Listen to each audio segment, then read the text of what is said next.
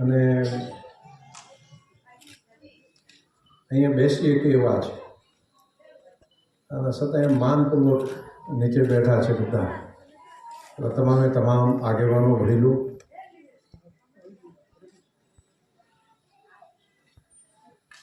Forest department સાથેનો વાત માન્ય પ્રવીણભાઈએ બહુ સરસ કરી કે લોકો એવું માને છે કે જાણે આ તો નડવાવાળું ડિપાર્ટમેન્ટ હોય, પરંતુ એવું નથી. એ આપણા હિત માટે, આપણી પેઢીના રક્ષણ માટે, આપણી નવી જનરેશનો પણ ચોખ્ખી હવા, ચોખ્ખું પાણી, આ ધરતી ઉપર ચોખ્ખું અનાજ, ખોરાક મેળવી અને પલી શકે, પાંગરી શકે, એ માટે આપણા માટે કામ કરે છે ફોરેસ્ટ ડિપાર્ટમેન્ટ. અને મનુષ્ય એકલો જાતે સુખી ન થઈ શકે, એના માટે પર્યાવરણ એટલું જ અગત્યનું છે. એમાં પ્રાણીઓ, પંખીઓ, કીટકો,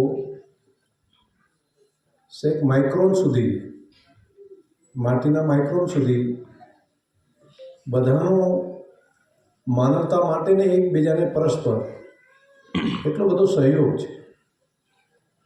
અને ખૂબ સારી રીતે માન્ય મંત્રીશ્રી આજે અહીંયા સમજાવ્યું. હું અભિનંદન આપીશ કે તમે ટૂંક સમયની અંદર જ આ ડિપાર્ટમેન્ટને ખૂબ સારી રીતે સમજી શક્યા છો, એ માટે અભિનંદન કરું. એક નિદર્શન માટેનું સંકુલ પણ અહીંયા ડેવલપ કરવામાં આવી રહ્યું છે અને એનું લોકાર્પણ થશે. એની સમજણ કેળવાય, આપણે સમજી શકીએ, જાણી શકીએ. ઘણો વખત આપણે જોતા હોઈએ છીએ પરંતુ સમજતા નથી હોતા. આપણે ભાળતા હોઈએ છીએ પરંતુ અનુભવતા નથી હોતા.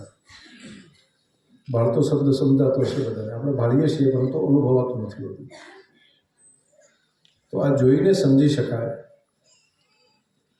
અને અનુભવી શકાય.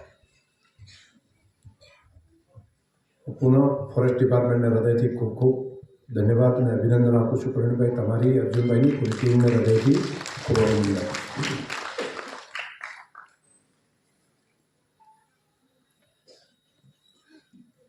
પર્યાવરણમાં એક કડી તૂટી જાય તો એનું કેટલું મોટું પરિણામ ખરાબ, ભયાનક આવી શકે. માની લો કે એક નાનકડી મધમાખી, આ પૃથ્વી ઉપરથી જો ખાલી મધમાખી હટી જાય તો માત્ર 10 વર્ષના સમયગાળાની અંદર આખી દુનિયાનો મોટો ભાગ એ ભૂખથી મરી જાય.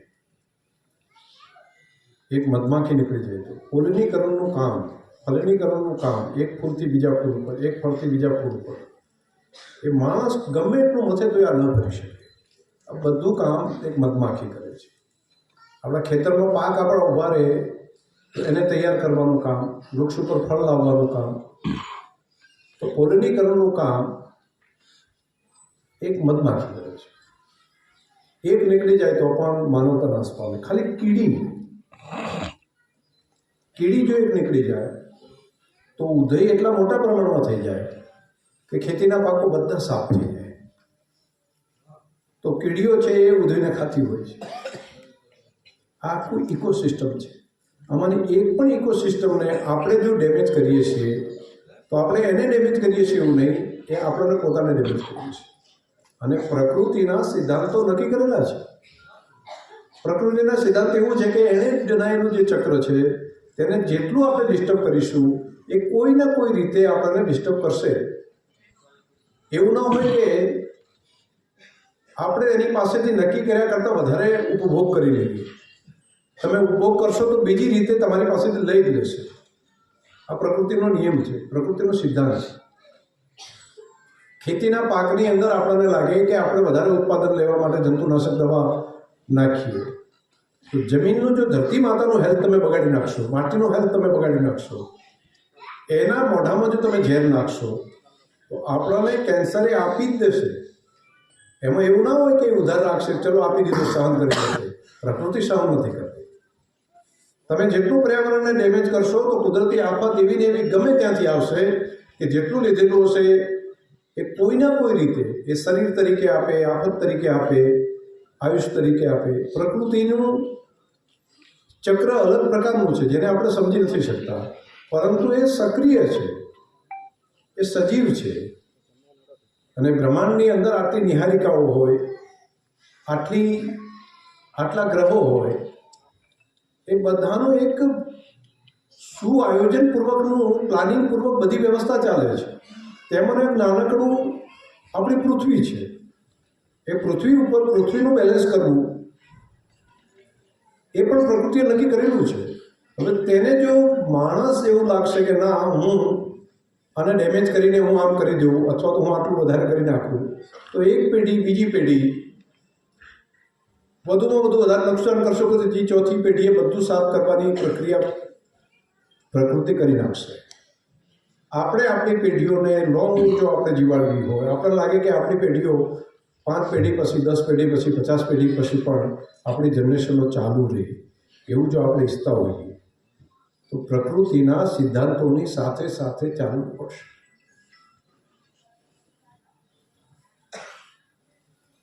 એક શબ્દ વિકાસ છે અને દુનિયાએ પકડેલો આ શબ્દ છે, જેમાં સારી હેલ્થ, સારું આરોગ્ય, સારું ફૂડ, સારું એજ્યુકેશન, સારી લિવિંગ હેબિટ, આ બધાની પાછળ પણ દુનિયા ચાલી રહી છે.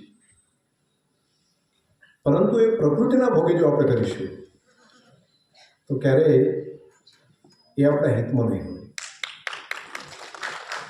એ પ્રકૃતિને દોહવન કરી શકાય, પરંતુ જો એનું શોષણ કરશું તો પ્રકૃતિ એનું પરિણામ આપશે. ગાય છે તેનું દૂધ પી શકાય, એનું લોહી ન પી શકાય. તો પ્રકૃતિ માટે પણ એનું દોહવન સુધી ઠીક છે, અને દોહવન માટે પણ નક્કી કરેલું છે કે પૂરું દોહન ન કરાય, એના વાસણા માટે પણ દોહવન રાખવું જોઈએ, કેમ કે નેક્સ્ટ જનરેશનની પણ ચિંતા આપણે કરવી પડશે. તો એ જ પદ્ધતિ આ પ્રકૃતિના બધી બાબતોમાં છે. તમે અનાજ લો, તમે પકવો, ખાઓ, પરંતુ ધરતીને બગાડી ના નાખો. પરંતુ વિકાસની હોડમાં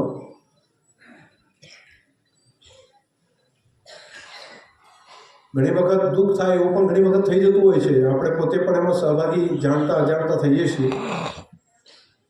તો ડીએપી, યુરિયા જેવું ઘણું બધું નાખીને ધરતીને બગાડીએ છીએ. આ વિસ્તાર ઉપર ખૂબ પ્રેમ અને લાગણી, અને ખાલી માણસો ઉપર નહીં, એની પ્રકૃતિ, આનું પંખી, પક્ષી, પશુ બધા ઉપર, અને ખેંચાણ જો રહેતું હોય તો સૌથી વધારે એનું રહે છે. પ્રવીણભાઈએ વાત કરી કે જગમાલ બેટની અંદર અમે ગયા હતા. હા, જગમાલ બેટની અંદર જઈને ઘણા બધા પંખીઓને ત્યાં આગળ જોયું હોય. નાર જોવા ના મળતા હોય તો નારને બચાવવા કઈ રીતે, એના માટે નારનું એક સંશોધન કેન્દ્ર એ આપણે અહીંયા ચાલુ કર્યું. એના બચ્ચા 4 જોડી તો પેર આખી જંગલમાં ફરતી કરી દીધી છે. અને એ નારને લાવવા માટેનું જ્યારે વિચાર ચાલતો હતો ત્યારે ઘણા બધું ક્યાંથી લાવવું, કઈ રીતે થશે, સર્વાઈવલ થશે કે કેમ. પરંતુ જે ઘુડખરના વધારે પડતા બચ્ચા તૈયાર થઈ જાય તો એ નાર એને કંટ્રોલ કરવાનું પડે. રોજના વધારે બચ્ચા થઈ જાય તો એને કંટ્રોલ કરવાનું આ નાર કરતા, પણ નાર જ આપણે તો પૂરા કરી નાખ્યા. તો પછી નાર ના હોય તો શું ચાલે? તો નારની પણ અહીંયા જરૂર છે. દરેક પ્રકૃતિના એક એક વ્યવસ્થા બનેલી છે, પરંતુ આપણા આ રણની અંદર, આપણા જગમાલ બેટની અંદર નારના બચ્ચે હવે નવા આવી ગયા છે, અને એ પણ અત્યારે તૈયાર થઈ છે. વળી પાછું 2 પેર તો કદાચ અંદર પણ હશે. મારી તો ઈચ્છા છે, તમે મને આજે લઈને ફરી બતાવો તો જોવું છે. 11 થઈ ગયા ને? ચલો અભિનંદન એક વખત. આપણે અહીંયા પણ, નહીંતર હું શેખ નાર જોવા માટે સમલીમાં ગયો, અને ધારાસભ્ય હતો ત્યારે સમલીની અંદર જઈને એક અવાડામાં, રાતના સમયે અવાડાની બાજુમાં, તે બાવળની બાજુમાં રહીને ફોટા મેં પાડેલા છે, લગભગ 7-8 વર્ષ પહેલાં. એકદમ એક નાર અહીંયા આગળ આવે છે, એકલો હતો, ડબલ નહોતો. એટલે ત્યારે મને લાગતું કે 9 છોડ્યા અને 11 છે, એટલે 20 થઈ ગયા. એટલે લગભગ નારની પણ વ્યવસ્થા અહીંયા ખૂબ સરસ થવા માંડી છે. શિયાળો ખૂબ હતો આપણે તો હોય, ઢગલા બંધ પેલી ભોગતી, એટલે શિયાળને જોઈને બધા એને સારું કહેતા. એને હવે પેલી ટાઢ પડે ત્યારે તો એ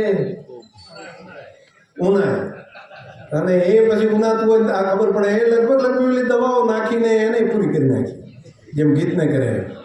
પરંતુ હવે નવેસરથી ફરી પાછા બચ્ચે મૂકીને ચાલુ છે. મારે ત્યાં થરાદમાં તો ખૂબ તૈયાર થયા છે અને રાતના સમયે હવે ફરી પાછા ત્યાં સાંભળવા મળે છે. થરાદ અને લાખણી બેટ છે ને ત્યાં આગળ બહુ મોટા પ્રમાણમાં થયા છે. અને એ રોજ ઉપરનું કંટ્રોલિંગ કરવાની વ્યવસ્થામાં એ છે. એ નાના બચ્ચા હોય ને એ ટાઈમે શિયાળ પણ એને કંટ્રોલ કરે છે. ઉંદરનું કંટ્રોલ કરીને ખેતીના પાકને નુકસાન ના કરે એનું શિયાળ કરે. તો આપણે બધાને બચાવી રાખવા છે. પંખીઓ ઘણા બધા આવે છે અને પંખીઓ અહીં આવે, દુનિયા પણ જોવા આવે. અને એ માટે કરીને પાણી રોકીને પછી રાખ્યું હતું. તો ખૂબ મોટા પ્રમાણમાં મહેમાન તરીકે આવે છે. અને આવે છે એટલું નહીં, ઘણા તો અહીંયા બચ્ચો મૂકે છે અને બચ્ચાને ફરી પાછા એના મા બાપ અહીંથી ક્યાંથી છે યુરોપમાં જાય છે, ઠંડા પ્રદેશોમાં. આખો દરિયો સાફ કરીને દરિયાની અંદર બચ્ચે બેસી નથી શકતા, સતત ઉડ્યા કરે છે. એટલે ઉડવાની પદ્ધતિ પણ તમને બધાને ખબર હશે. એક ત્રિકોણ આકારે ઉડે, એક લીડર હોય અને બીજી બે આમ ત્રાસી લાઈન હોય. અને એ એટલા માટે કે હવાનું ઘર્ષણ એને બહુ ન થાય અને એક પાંખ હલાવતા હોય અને એક પાંખે આરામ કરે, ફરી પછી ચેન્જ થઈને પેલી બાજુ જતા રહે. એટલે અંદરની જે પાંખ હોય એને બળ ઓછું પડે. અને ઘણા પંખી એવા છે કે જે સૌથી યુવાન હોય આગળ રહે અને પછી બદલાતા જાય. એમ લાગે કે 50 કિલોમીટર ગયા ફરી પાછું બદલાઈને બીજું આગળ જાય, પેલું બીજા નંબરે, સૌથી પહેલા નંબરે હોય એને વધારે લોડ પડે. એટલે આવી એક આખી પ્રક્રિયા છે. અને બચ્ચાને ખભે ઉપર બેસાડે છે. બચ્ચાને ન ઉડી શકે એવા હોય તો એને વચ્ચે રાખીને ઉપર બેસાડીને અહીંથી ફરી પાછા તે લઈ જાય છે. અને અદ્ભુત, કોઈ નથી જીપીએસ સિસ્ટમ, નથી કોઈ વ્યવસ્થા, પરંતુ જ્યાં એનું જન્મ્યું હોય ફરી પાછું બીજી વખત આવે ત્યારે એક વખત તો એની મુલાકાત એ બચ્ચું ત્યાં જ રહે છે, એના મોહાલમાં આવે છે. એટલે આપણું આ રણ એ પંખીઓનું મોહાલ છે. એટલે અહીંયા આ વ્યક્તિ આવતા પંખીઓની રક્ષા કરીને જે કુંવાસી આવતી હોય અને એનું જે રક્ષણ કરવું, એને કોઈ તકલીફ ના થાય, એના ભાણેજડાને તકલીફ ના થાય એવી વ્યવસ્થા આપણે ત્યાં બનેલી છે. પંખીઓ પણ આ જ પ્રમાણની વ્યવસ્થા છે. વિકાસની ગતિમાં કેટલું વધશે એ તો પ્રકૃતિ શું કરશે મને ખબર નથી, પરંતુ એના માટે બધાએ સજાગ થઈને મહેનત તો બધાએ કરવી પડશે. અને બધાએ મહેનત કરીને આ ધરોહરને જતી ન રહે, આ ધરોહર આપણી વિસરાઈ ન જાય, આ ધરોહર ડેમેજ ન થઈ જાય, એનું ધ્યાન પણ આપણે બધાએ ભેગા થઈને રાખવું પડશે. વિકાસનો માપદંડ એ ચોક્કસ થાય, વિકાસ પણ કરે, પરંતુ પ્રકૃતિના ભોગે કોઈ પણ વિકાસ એ હું માનું છું કે એ માનવતા માટેનું સૌથી મોટું નુકસાન થશે. તો આપણે આ બાબતે પણ બધા પ્રાણીઓ પંખીઓ પ્રત્યેની અનુકંપા રાખીએ અને એમને બચાવીએ છીએ એવું નહીં, આપણે આપણી ધરોહરને બચાવીએ છીએ એ ભાવ સાથે આપણે કામ કરીએ. આજે તમને બધાને આ કામ માટે ખૂબ અભિનંદન. ટુરિઝમ માટેનું ખૂબ મોટું સેન્ટર બનશે અને ભાઈ પ્રવીણભાઈ ખૂબ સક્રિયતાથી આ કામમાં મહેનત કરી રહ્યા છે. એ ધારાસભ્ય નહોતા ત્યારે પણ ઘણો બધો આઈડિયા લઈને આવતા અને કંઈક અહીંથી આવી સર્કિટ બનાવીએ, નોર્થ ગુજરાતની બનાવીએ. હવે તો મંત્રી છે એટલે ખૂબ સરસ કામ, એનું ઉપયોગિતા પણ આપણા આખા વિસ્તારને થશે. આપણા ધારાસભ્ય સ્વરૂપજીભાઈ પાણી માટે વાત કરતા હતા, ખૂબ મથે છે, ખૂબ મહેનત કરે છે. આટલા દાડમ શીખી જાય એવું બહુ તમારો સારો અનુભવ છે અને પાણી માટે ખૂબ મહેનત કરીને ઘણું બધું કામ કરી રહ્યા છે. અને બાકી તો ભાવ શીખવાડે એવું છે. એટલે મને સૌથી વધારે શીખવાડ્યું તો હોઈકર તાલુકે શીખવાડ્યું અને પછી થોડો ભાગમાં આવ્યો એટલે વાવ તાલુકા, એટલે બેમાં થઈને ઘણું બધું શીખવા મળ્યું. એક ઓપન યુનિવર્સિટી જ છે, ઓપન યુનિવર્સિટી કહેવાય ને, એ જ છે તમારે મુક્ત વિદ્યાલય. અહીંયા કોઈ પણ આવે એમ, તમે ક્યાં બેઠા, સીરીજ બેઠા, એ બેઠા નક્કી કરીને તમે જજો. પેલા બી નાગજીભાઈ બેઠા ને એમ ખાલી ત્યાં બેઠા પૂછ્યું, નાગજીભાઈ વાહ, નાગજીભાઈ બોલ્યા, ગુરાજી બેઠા ત્યાં. કોઈ આમ આમાંથી બધાનું નામ અપાયા છે જગાભાઈ, એમ કહેવાનું કોઈ નથી. એમ બધા વિષયોમાં પીએચડી થયેલા જ છે. આપણને એમ લાગે કે હું ભણાવું અમને, તો એ આપણને ભણાવી જ ના આવે. તમે જોજો મારા કોઈ પણ ફોટા છે ને એમાં વિહાજીનો ફોટો હજી કેટલો જોશે, ત્યાં ગણેશજી છે ને જુદાજી, તો ગણેશજીનો ફોટો હોય જ એમ. અને પણ એ ક્યારે આવી ગયો કોઈ ખબર જ ના પડે. ખોટો એમનો ક્યારે હોય જ 100% કેમ. તો હવે એ તમને બાકી શહેરોમાં નહીં, હવે નવું ચાલુ થયું છે કે શહેરોમાં આ યુવા મોરચાના હોય કે બાકી પોલિટિકલ પાર્ટીના લીડરો હોય ને બધા એમ કે ભાઈ આપણો ફોટો દેખાય, ફેસ દેખાય, તો એ હવે શીખે અહીંયા બધું ભણેલા હોય. ચૂંટણીના પ્રચારમાં કોઈ પણ માણસ આવે તો એ કઈ પાર્ટીનો છે કઈ ખેસ જોઈને નક્કી ના કરે. શહેરોની અંદર તો કયો ખેસ પહેરેલો છે એના ઉપરથી ખબર પડે ને, અથવા પેન્ટ રાખેલી હોય તો કયો પક્ષનો છે, આ એનું મોઢું જોઈને નક્કી કરે. એ આવતા પછી એના તરફી એ સરસ વાત કરવા મળે તો કે કોંગ્રેસ તો કોંગ્રેસ શેડીઓ ખવડાવી દે, ક્યારે શરૂઆત કરે. અને ભાજપની કોઈ આવી ગયો તમારે મોદી સાહેબની કોઈ વાત થતી છે, તમે એમ બેટા બધાય છેતરાય. અને તમે અદ્ભુત એટલો સરસ મજાનો વિસ્તાર, તમે જ્યાં જાઓ ત્યાં શીખવા મળે. વિજયભાઈ રૂપાણી આવ્યા હોય તો અહીંયા આગળ આવીને એમ કે આ કોઈ ગામમાં તમારા રૂપાણીયાના ઘર છે.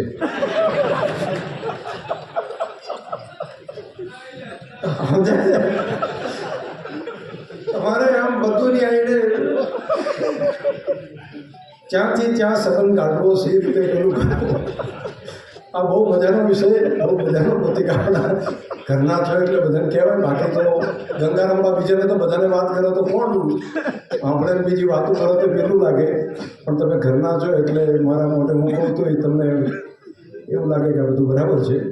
આપણે આભાર માનીએ સચ્ચિદાનંદ મહારાજનું કે સંતે દુષ્કાળના સમયમાં કંઈ પણ નહોતું એ ટાઈમે અહીંયા ભાણોબા, અર્જણબા અને બાકી બધા કંડિયાને સાથે રાખી અને વડીલોને નળેશ્વરી માતા ઉપર આવી અને દુષ્કાળના સમયથી કરીને અહીંયા સુધી આ આખું સ્થાનક ઉજાગર થાય એ માટેનું ખૂબ મોટું કામ આ ધરતી ઉપર કર્યું. અને ખૂબ એના કારણે કરીને નળેશ્વરી માતા પ્રત્યેની શ્રદ્ધા અને ભક્તિ પણ વધી અને લોકો આવતા જતા થાય. એમાં સૌથી મોટું યોગદાન હોય તો આપણા સચ્ચિદાનંદજી મહારાજનું.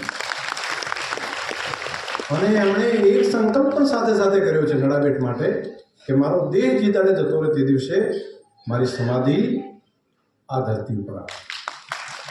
એટલે સંત માટે કહેવાય ને, તરુવર તરુવર સંત જન ચોથા વર્ષ તમે પરમારથ કે કારણે ધરિયાચારે દેહ. તો એમણે એમનો દેહ ગાંધીનગરમાં રાખે તો મંદિર મોટું થાય, ખૂબ બધા આવે અને બાકી બધાને ખૂબ મોટી જગ્યા ત્યાં છે, બધી વ્યવસ્થા છે. બાકી પણ બધા એમના અનુયાયીઓ એ બધા ક્યાંક અહીંયા રાખો, પરંતુ કે ના, મારું નડાબેટ, મારો સુઈગામ તાલુકો, મારો વાવ તાલુકો, મારો સરહદી વિસ્તાર, મારા સરહદી વિસ્તારની અંદર લોકો આવતા જતા થાય. તો આ ભાવ સાથે બાપજીએ પણ ખૂબ મોટું પેલું કર્યું છે. મોદી સાહેબને અમે એક વખત એમની મોદી સાહેબની સાથે બોર્ડર ઉપર ગયા હતા, અત્યારે લગભગ 15 વર્ષ પહેલાં રાધનપુર ધારાસભ્ય હતો. અને એ વખતે સાહેબ શબ્દ બોલ્યા હતા બોર્ડર ટુરિઝમ. અને આજે આ બોર્ડર ટુરિઝમ દેખાય છે. એ ટાઈમે બહુ લાંબી વાત હતી. બોર્ડર ટુરિઝમ માટેના પ્રયત્ન કરવા માટે ખૂબ મહેનત એ પછી પણ ચાલી. બેન આનંદીબેન મુખ્યમંત્રીશ્રી હતા ત્યારે એમને અહીંયા લાવ્યા, સૌરભભાઈ મંત્રીશ્રી હતા ત્યારે લાવ્યા, વિજયભાઈને એમના ફેમિલીને, અંજલિબેનને બધાને અહીંયા આગળ લાવીને દર વખતે કંઈક આવે એટલે આપણે બોર્ડર જોવા જઈએ, નડાબેટ દર્શન કરવા જઈએ, એમ કરી લેતા આવીએ. પછી બીજું કંઈ ના થાય ઘોડા દોડાવીએ, અમારી પાસે બીજું કંઈ ના હોય ઘોડા બધાને ભેગા કરીએ, સ્પર્ધા રાખીએ, અને પછી ગાડા લઈને દોડાવવાનું, પછી ઊંટ લઈ આવવાનું. 1-2 વર્ષ તો કર્યું, ત્રીજા વર્ષ પાછા ઝઘડ્યા માંડી પડ્યા.